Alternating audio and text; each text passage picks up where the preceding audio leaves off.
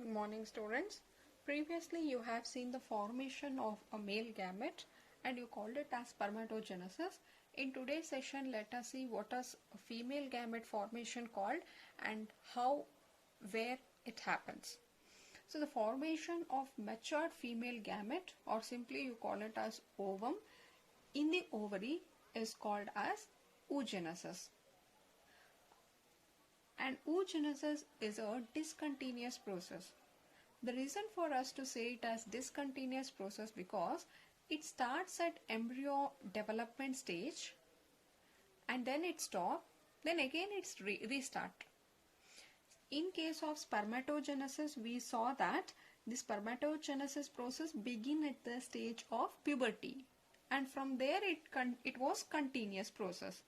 But in case of oogenesis, it starts at embryo development, meaning that is even before the birth of the girl child, when the child is still in the embryo stage, when the child is still in the womb of a mother, the development of the oogenesis or the development of the egg will begin at that stage itself.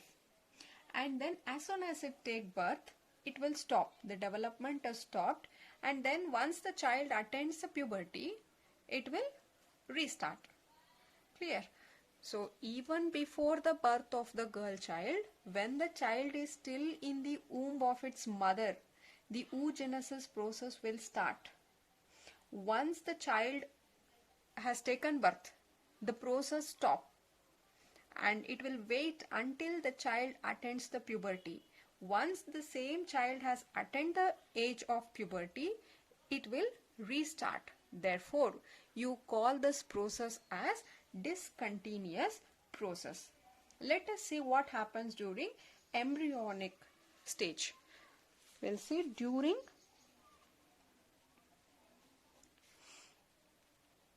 embryonic stage.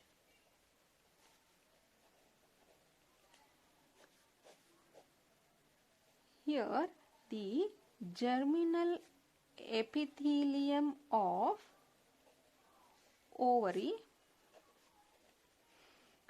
these cells will undergo mitotic division to form oogonia, or you call it as gamete mother cell. This will undergo mitotic division to form oogonia, and these oogonia further they has to undergo meiosis, but they don't complete this meiosis process, but they will stop after completing. If you remember the diakinesis, which is of prophase 1, see meiosis 1 and meiosis 2. In the meiosis 1, you have studied there is prophase 1, metaphase 1, anaphase 1, telophase 1. Under again prophase 1, we have studied different stages, if you remember, leptotene, zygotene, so on. So here these oogonia will complete, or they don't complete the meiosis. But after completing, as soon as they cross this diakinesis stage of the prophase 1, they will stop their growth and they get arrested at that stage. And you call them as primary oocytes. Primary oocytes. So these primary oocytes which are formed, now suppose if this is a primary oocytes, they are covered by a layer of granulosa cell, and now you call them as primary follicle. Primary follicle.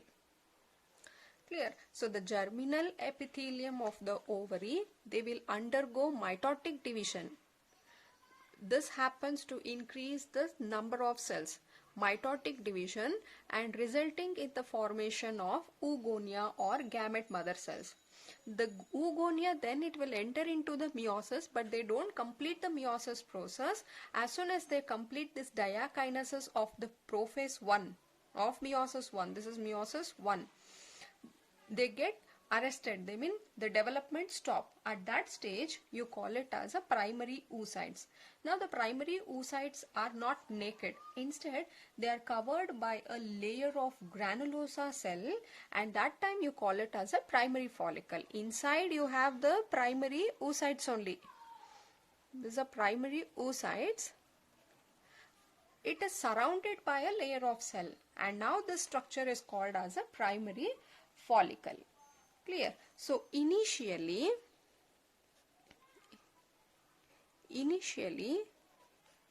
there are about 7 million of such follicles are developed. Initially 7 millions of follicles are formed, but these 7 million will undergo a process called atresia. It is called atresia, or it is also called as follicular atresia. They are called follicular atresia, and this will reduce the number of the follicles, resulting in only 2 million of follicles are now remained. Now here atresia meaning it is shrinkage of follicles. Shrinkage of follicles, you call it as. So initially by this, see, continuously it undergo mitotic division, therefore you can see such a large amount of follicles have developed. But later, due to a process called follicular atresia, that is nothing but the shrinkage of follicle, out of these follicles many of them will get shrink, and these shrinked follicles will be removed by the phagocytosis, and it is only 2 million left, and this is at birth. So when a girl child has taken birth, it will now come up with this 2 million follicles are already present in its ovary. All this is happening inside the ovary. Therefore, these many follicles are also found in the ovary of the child. Clear? This is at birth.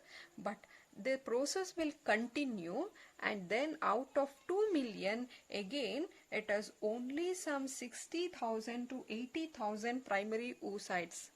Around 60,000 to 80,000 primary oocytes are now left. Oocytes are left in each ovary. Why I am telling each ovary? Because we know that we have 2 ovaries, and this is at puberty. We'll summarize this. Oogenesis is called as discontinuous process because it will start at the embryonic stage when child is still in the womb of its mother.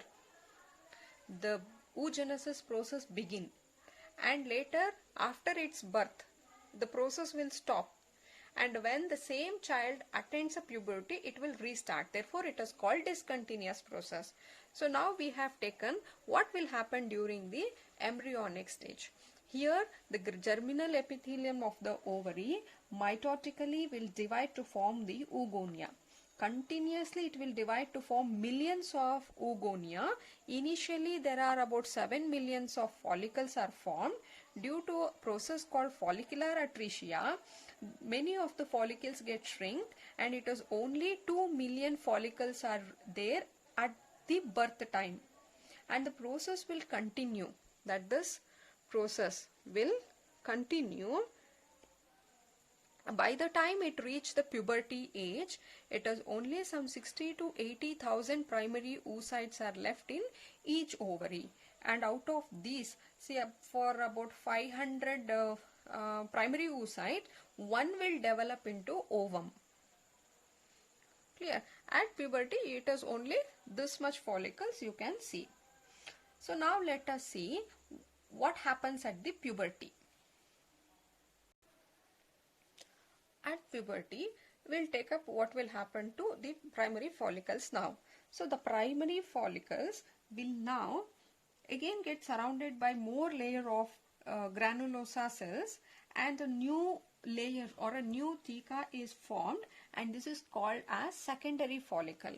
Now the primary follicles are transformed into secondary follicles. Secondary follicles. So I'll write here, this was the primary oocyte. Clear? This was a primary oocyte which was surrounded by a layer of granulosa cell to form the primary follicle. Right? Now the primary oocyte is as such.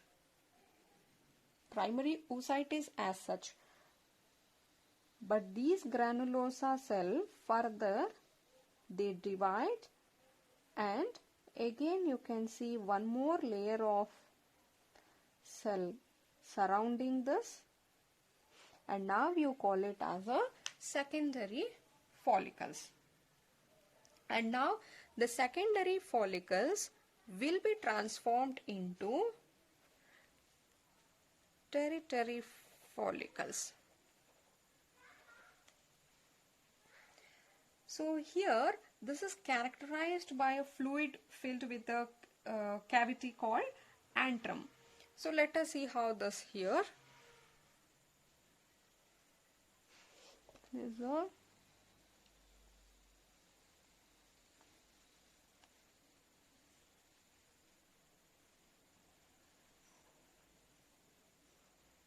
then you can find layer of cells like this.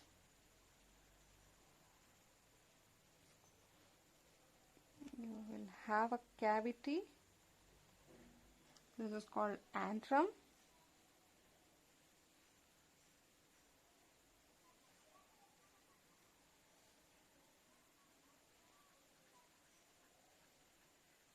These are all the granulosa cell again.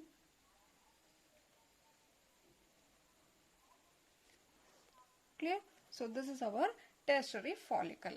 I'll repeat, the primary follicle is now transformed into a secondary follicle by adding one more layer of cell around the primary oocyte, and next one is some more layer of cells are added, and that forms the next level called tertiary follicles. In this case, the characteristic how to identify this is you can find a space here, cavity, which is not found in both here, and these cavity you call it as antrum. You call that space as a antrum, where you can find the fluid filled in it, which is called as the fluid present in that you call it as liquor folliculi.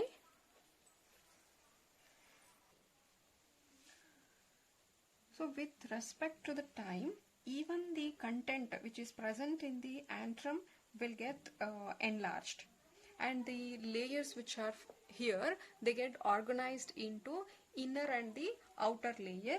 You call it as theca internal and theca external. These layers, they further get arranged into two layers. The cells of this will arrange into two layers. You call the external one as the theca external, and inner cells called theca interna. Clear? Now this will further get transformed into a Graafian follicle. They are called Graafian follicles. So these Graafian follicles on ovulation, they release secondary oocytes. They release secondary oocyte, and these secondary oocytes will be finally transformed into a ovum, and this happens, or this is triggered by entry of sperm. And now we are not aware from where the secondary oocyte had come, because all till here you have seen it is only the primary oocyte which was surrounded by a layer of cells forming primary follicle. one more layer you call it as a secondary, and then again it is some more layers are added to form the next, and then it was a Graafian follicle. At simultaneously, this was half, and simultaneously all this is happening at the puberty. Simultaneously, even the primary oocyte which is present here will also undergo division. We'll see what happens to the primary oocyte here. Clear? So I'll start from here.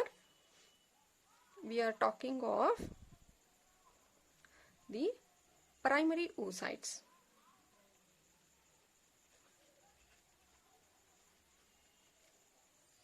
These primary oocytes will undergo division, that is meiotic division.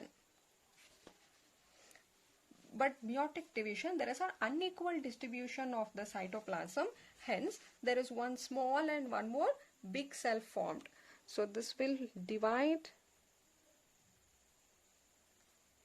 I told you it is unequal division, unequal distribution of cytoplasm is happening. One side you can see the cytoplasm of this is more for this cell, whereas for this it is very less. Therefore, as a result, you are getting one small and one big cell.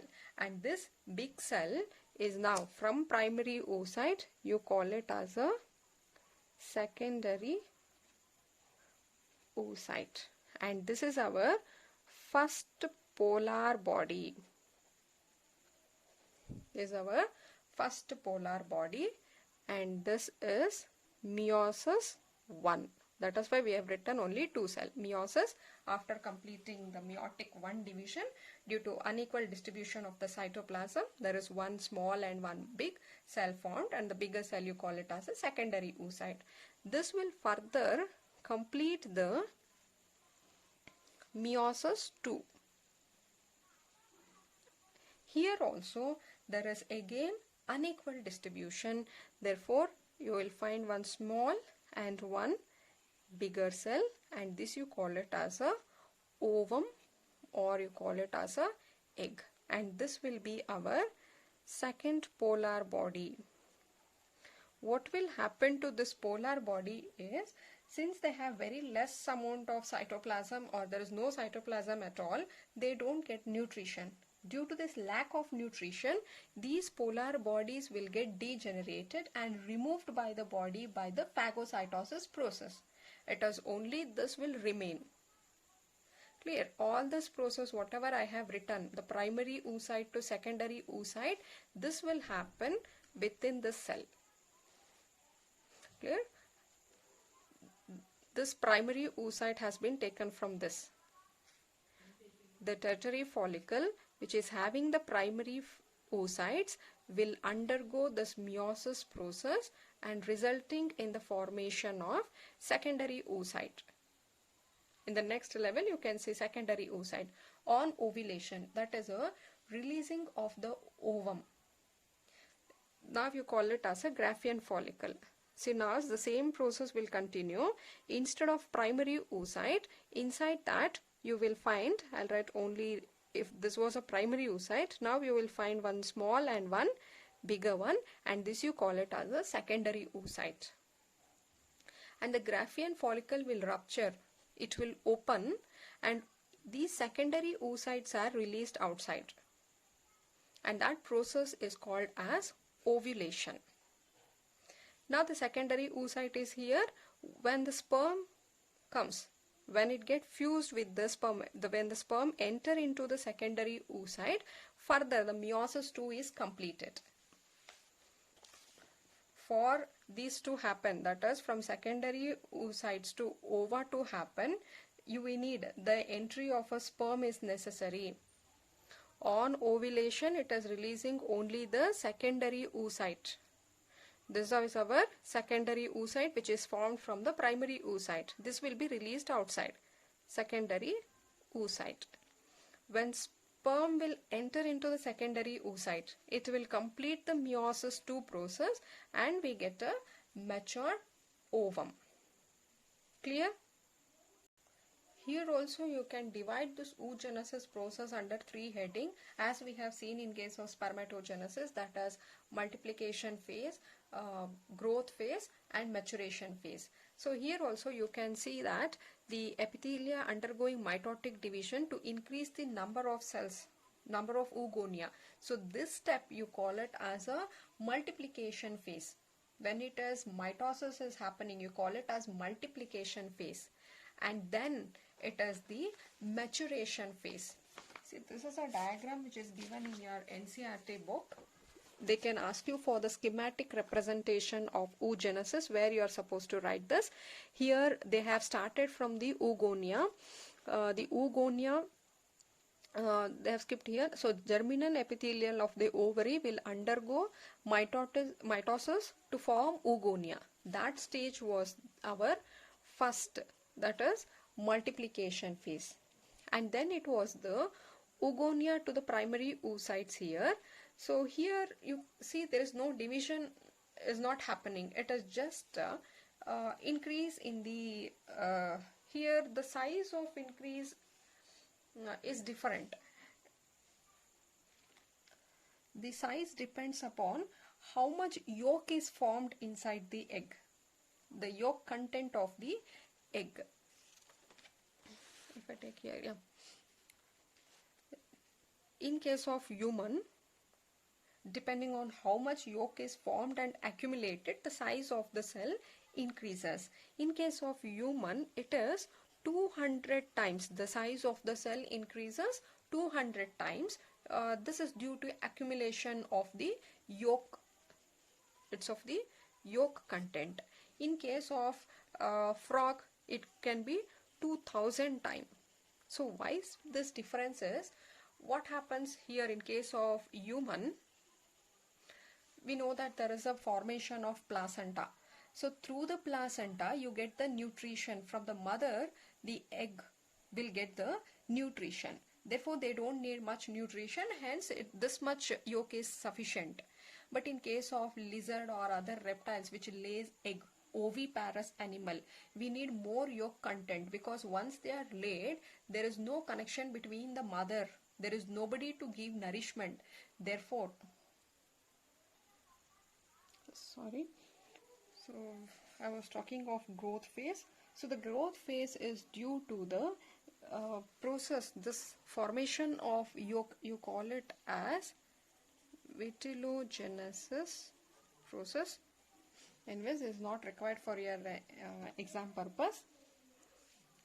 And after that, it is the third phase called maturation, when the primary oocyte begin to divide through meiosis. You call it as the third phase called maturation. Clear? When oogonia starts dividing, when oogonia undergo mitosis, you call this phase as the first, that is multiplication phase. Multiplication phase. And this oogonia, I told you, it will stop once they are formed into the primary oocytes, they get arrested, and that time it is the second phase called growth phase. And the primary oocyte further, they will undergo meiosis to form the ovum like this, and that stage you call it as the third phase called maturation phase. Maturation phase. Clear? I hope the concept of oogenesis is very clear to you all. It's a formation of a female gamete, and this happens in the ovary. Whereas spermatogenesis, they can ask you for differentiate between spermatogenesis and oogenesis. There it started at the puberty and it was a continuous process. Here it will start at the embryo development stage, it will stop, then restart. Therefore it is discontinuous. So this is the development which you can see when it is in the embryo. Oogenesis, which is happening in the embryo. And finally every child has taken birth with the oogonia. See, once it has taken birth, no more oogonia are added nor it is formed. It will stop. Everything happens before the birth only. Once it has taken birth, no more oogonia will be added. Clear? And after that, after birth, it has stopped at the primary oocyte. Here it will stop. Where is that? Yeah, at a primary oocyte it will stop. It is surrounded by a layer of cells forming a primary follicle, and at this stage it will stop. Only when the same child attains the age of puberty, you can see the development of follicles as well as the primary oocyte which was present inside this. Simultaneously, this will also happen at the puberty. Primary oocytes will also undergo meiosis, resulting in the secondary oocyte, and now the secondary oocytes are released from the Graafian follicle. Inside Graafian follicle, you will find the secondary oocyte. There is no more primary oocytes here, because after coming here only, next stage is the primary oocyte will divide to form the secondary oocyte. So from the Graafian follicle on ovulation, there is a release of the secondary oocyte, and the secondary oocyte, when it gets fused with the sperm, it will complete this cycle and they are converted into ovum. The Graafian follicle will also have one more extra layer called zona pellucida. We will see that structure in a matured ovum. Clear? This is all about the oogenesis process. Yes, we'll see in the next video. Thank you.